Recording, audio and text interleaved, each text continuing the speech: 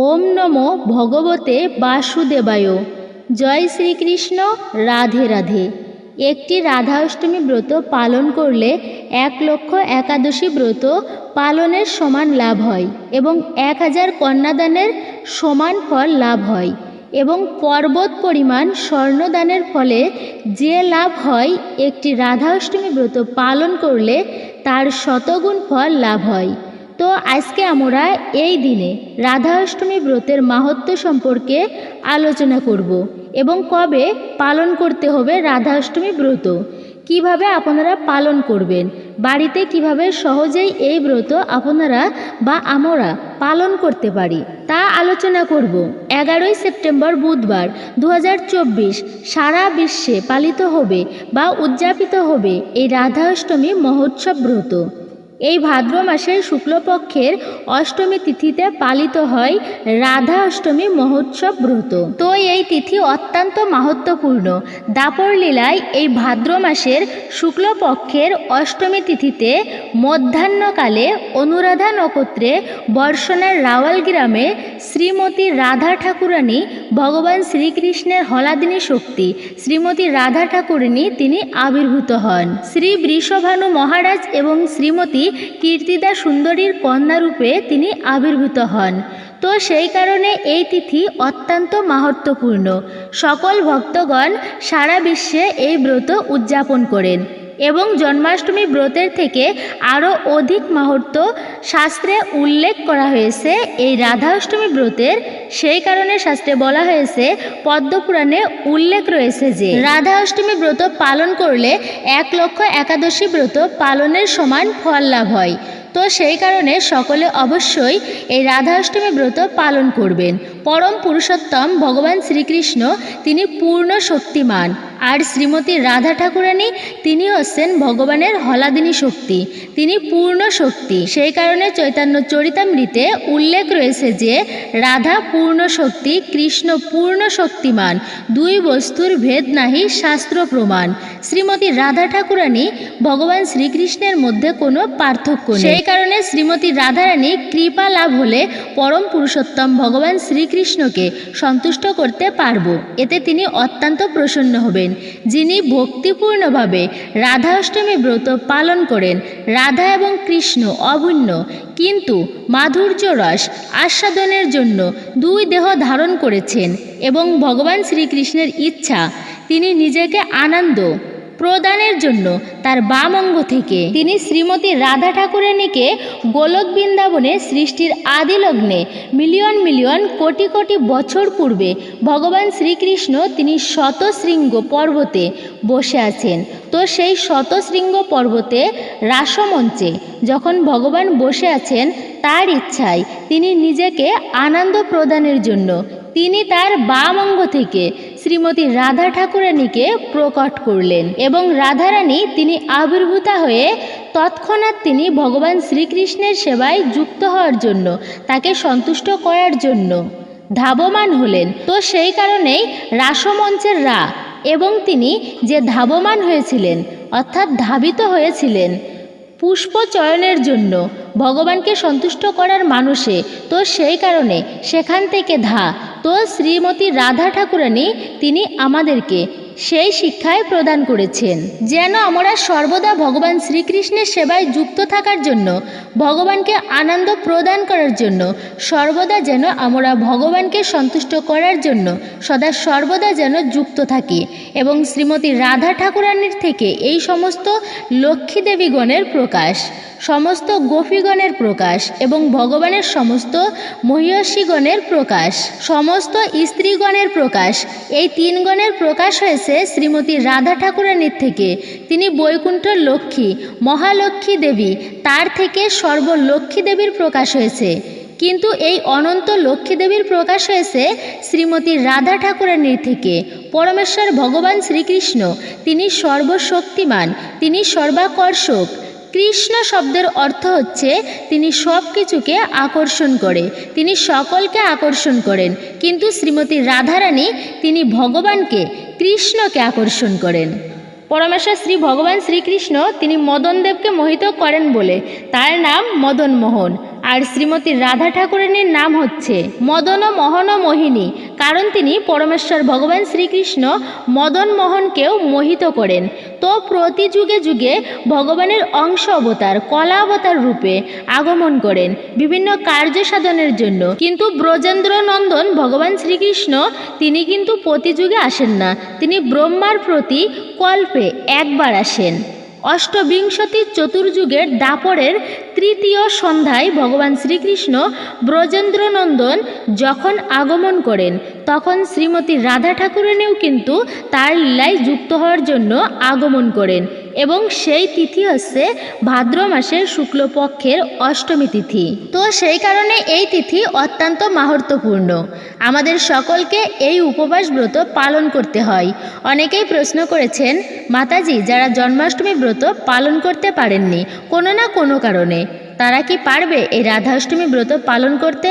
হ্যাঁ, অবশ্যই আপনারা সকলেই পারবেন রাধাষ্টমী ব্রত পালন করতে।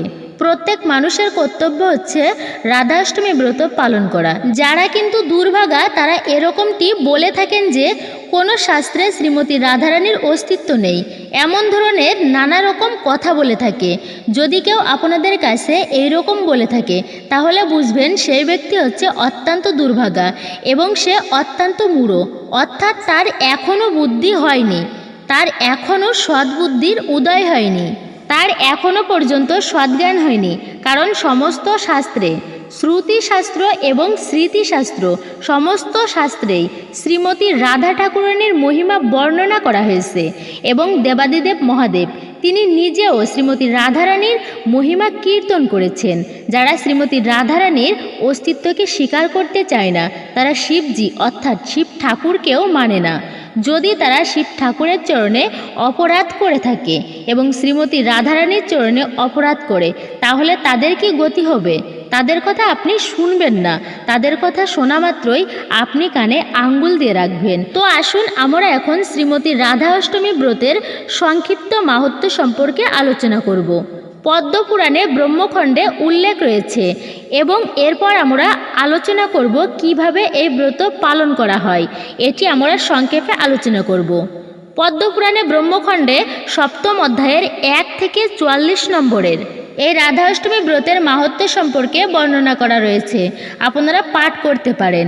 এর মধ্যে বিশেষ বিশেষ যে মাহাত্ম্যগুলি সেগুলি আমরা বর্ণনা করছি।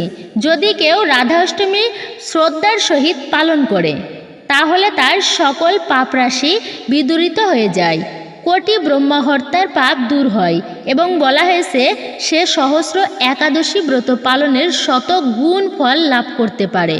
সহস্র একাদশী পালনের শতগুণ ফল মানে 1 লক্ষ একাদশী ব্রত পালনে যে ফল প্রাপ্ত হয় সেই ফল সে লাভ করতে পারে। কিন্তু এইরকম নয় যে আপনাকে আর একাদশী করতে হবে না। অনেকেই এবার প্রশ্ন করতেই পারে যে মাতাজি তাহলে কি আমাদের আর একাদশী পালন করতে হবে না? এরকমটা কিন্তু একেবারেই নয়, এমন দুষ্ট বুদ্ধি করা যাবে না, তাহলে আপনি কখনোই ভগবানকে সন্তুষ্ট করতে পারবেন না। কারণ ভক্তগণ তো ফল লাভের আশা করেন না, তারা শুধুমাত্র ভগবানকে সন্তুষ্ট করার জন্য কার্য সম্পাদন করেন।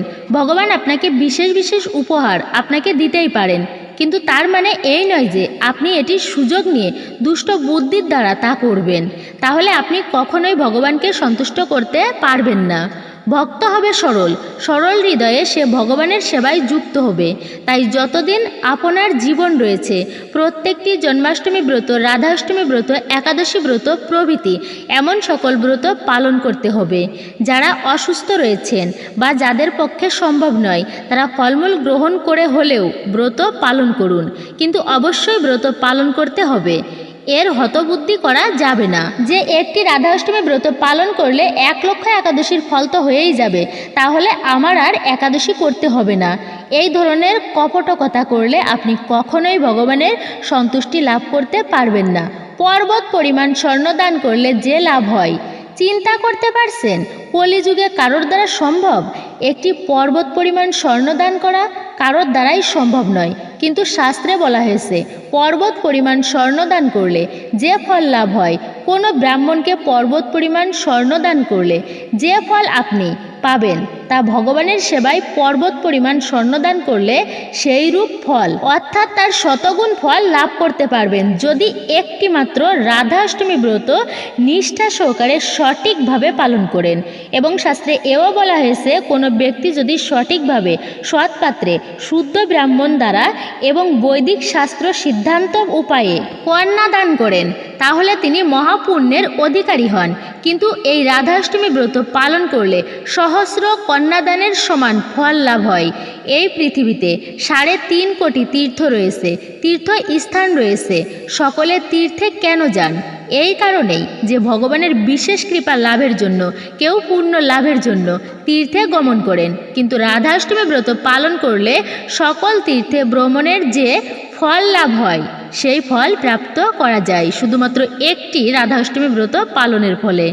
এবং কেউ যদি অশ্রদ্ধায় বা হেলাই করেও রাধাষ্টমী ব্রত পালন করেন, শ্রদ্ধাযুক্ত চিত্তে নয়, কোনো রকমভাবে অশ্রদ্ধায় পালন করেন, তবুও তার পূর্বপুরুষ তার কোটিকুল ভগবত ধামে অর্থাৎ বৈকুণ্ঠ ধামে প্রবেশ করার যে যোগ্যতা সেটি লাভ করেন।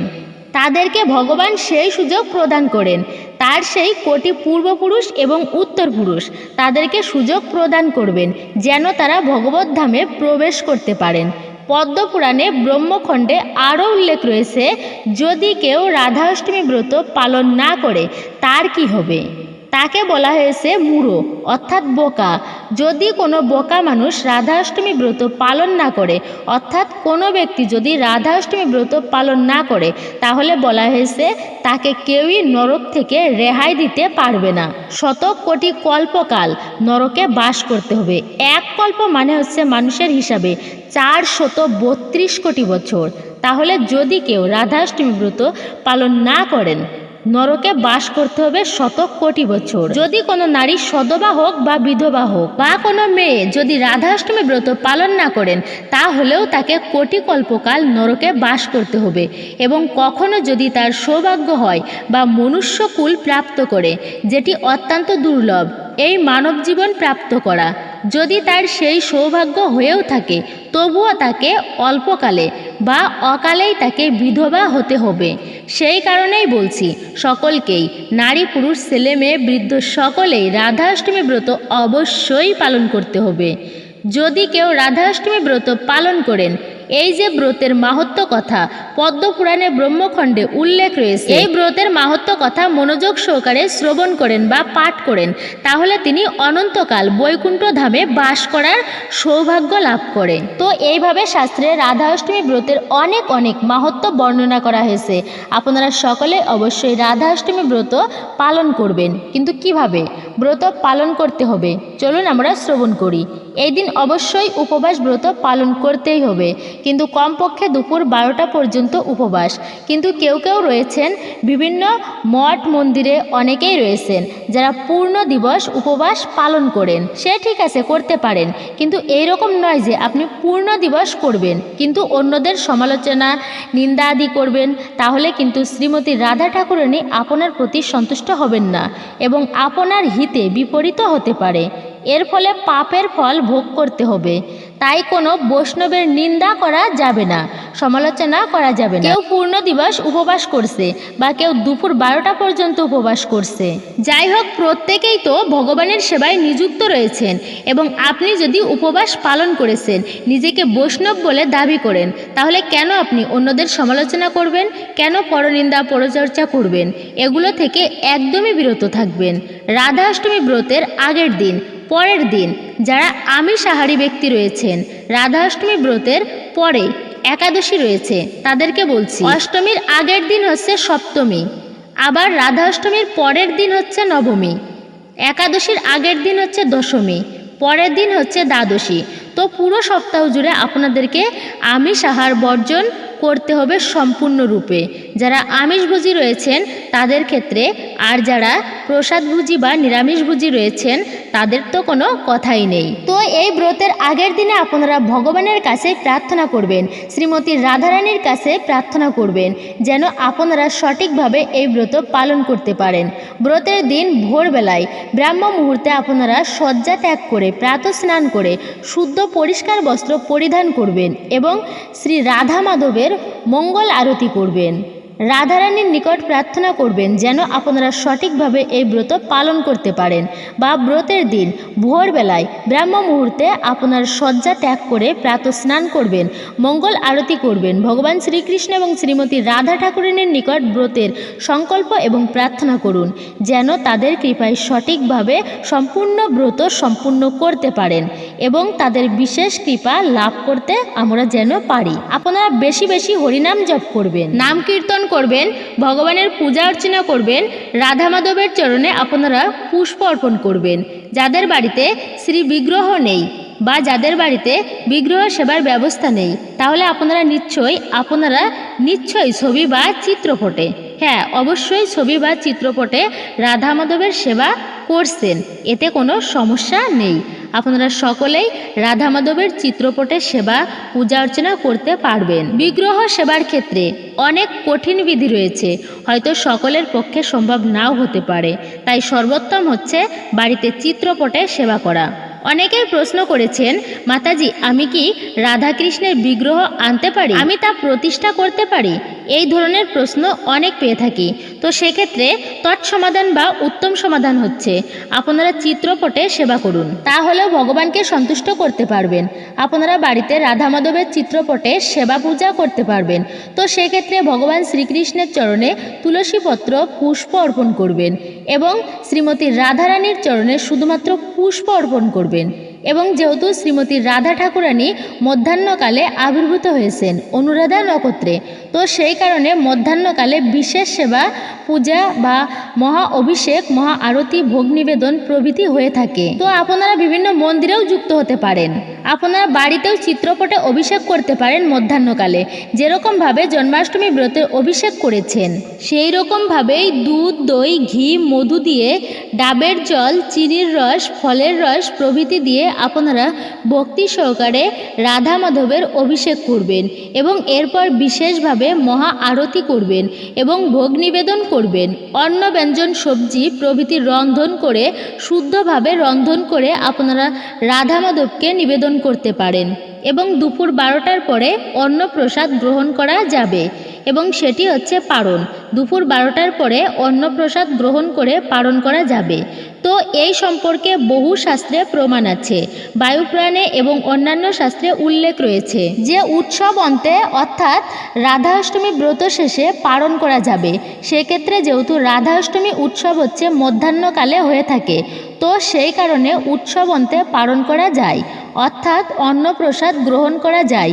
কিন্তু যদি পূর্ণ দিবস ব্রত পালন করতে চান সেটিও করতে পারেন। সারাদিন ব্রত উপবাস করে পরের দিন সূর্য উদয়ের পর পালন করতে পারেন, সেটি আপনাদের ব্যক্তিগত ইচ্ছা। কিন্তু এরকম নয় যে আপনি নিজে পূর্ণ দিবস পালন করবেন, আপনি নিজেকে এতে অনেক বড় ভাববেন, অন্যদের সমালোচনা করবেন, সেটি কিন্তু একদমই করা যাবে না।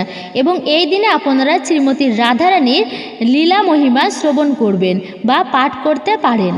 শ্রীমতী রাধারানীর অষ্টাত্তর শতনাম রয়েছে, রাধা অষ্টকম রয়েছে, এগুলি আপনারা এই দিনে পাঠ বা শ্রবণ করতে পারেন। এবং ব্রহ্ম বৈবর্ত পুরাণে, গরুড় পুরাণে, বায়ুর পুরাণে উল্লেখ রয়েছে যে উৎসব অন্তে পালন করা যাবে। মধ্যাহ্নকালে বিশেষ সেবা পূজা করার পর পালন করতে পারেন অর্থাৎ অন্নপ্রসাদ সেবা করতে পারেন। কোনো মতেই রাধা অষ্টমীর আগের দিন আমিষ আহার করবেন না, রাধা অষ্টমীর দিনেও নয় এবং অষ্টমীর পরেও আমিষ দ্রব্য ভক্ষণ করা যাবে না। তারপর দশমী তিথি, সেদিনও নিরামিষ আহার করবেন এবং একাদশীতে সমর্থ পক্ষে নির্জলা ব্রত করা উত্তম। অসমর্থ পক্ষে ফলমূল আহার, সবজি রন্ধন করে গ্রহণ করতে পারেন, তবে পঞ্চরবিশস্য বিশেষভাবে বর্জনীয় এবং সবজি রন্ধন করে সেই প্রসাদ ভগবানকে নিবেদন করবেন। দ্বাদশীতে পারণ অবশ্যই করবেন, তবে পূর্ণ দিন নিরামিষ আহার করবেন। অর্থাৎ সপ্তাহ জুড়ে নিরামিষ ভোজন করবেন। রাধা অষ্টমী ব্রত পালন করে এই দিন ধূম্রপান করা যাবে না, নেশাজাতীয় দ্রব্য গ্রহণ একদমই করা যাবে না। তো ভক্তবৃন্দ, আজকে আমরা জানলাম রাধা অষ্টমী ব্রতের সংক্ষিপ্ত মাহাত্ম্য, মহিমা, কি কি খাবার গ্রহণ করা যাবে এই বিষয় নিয়ে আমরা সংক্ষিপ্ত আলোচনা করার চেষ্টা করেছি।